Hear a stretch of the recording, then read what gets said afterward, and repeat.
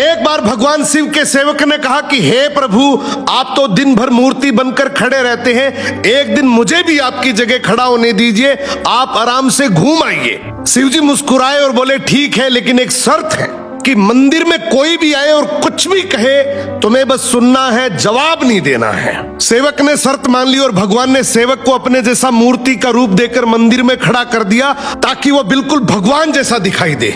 सुबह सबसे पहले एक व्यापारी आया और उसने भगवान के सामने माथा टेका और जैसे ही बाहर निकला उसका बटुआ गिर गया। सेवक बहुत बेचैन हुआ, मन किया कि व्यापारी को आवाज देकर उसका बटुआ लौटा दूं, लेकिन भगवान की शर्त याद कर चुप रहा।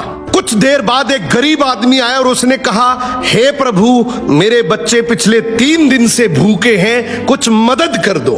तभी उसकी नजर बटुए पर पड़ी, उसने भगवान को धन्यवाद दिया और बटुआ उठाकर चला गया। फिर एक नाविक आया और बोला, हे भगवान, मैं 15 दिन के समुद्री सफर पर जा रहा हूं, मेरी रक्षा करना। जैसे ही बाहर निकला पुलिस आई और उसे बटुआ चोरी करने के इल्जाम में पकड़ लिया।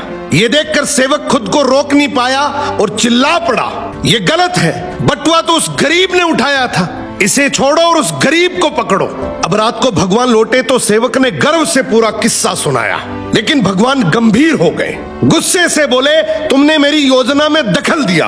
वो व्यापारी बेईमान था, उसका बटुआ गिरना उसके कर्मों का फल था और गरीब को बटुआ इसलिए मिला ताकि वो अपने बच्चों का पेट भर सके। और जहां तक नाविक की बात है तो उसका जहाज एक बड़े तूफान में डूबने वाला था, पुलिस द्वारा पकड़े जाने से उसकी जान बच जाती, लेकिन तुम्हारे बोलने से गरीब जेल चला गया और सब गड़बड़ हो गया। फिर भगवान सेवक से बोले, जो कुछ भी होता है उसमें मेरी योजना होती है, तुम्हारी नजर सिर्फ उस पल की सच्चाई देखती है, लेकिन मैं संपूर्ण समय और कर्मों को देखता हूं, इसलिए जब भी तुम्हें कुछ गलत लगे तो समझ लेना मैं तुम्हारे भले के लिए कर रहा हूं, हर हाल में मुझ पर भरोसा रखो। निष्कर्ष, कभी कभी हमें जो चीज गलत लगती है वही असल में हमारे अच्छे के लिए होती है। भगवान की योजना हमेशा हमारी सोच से बड़ी और गहरी होती है।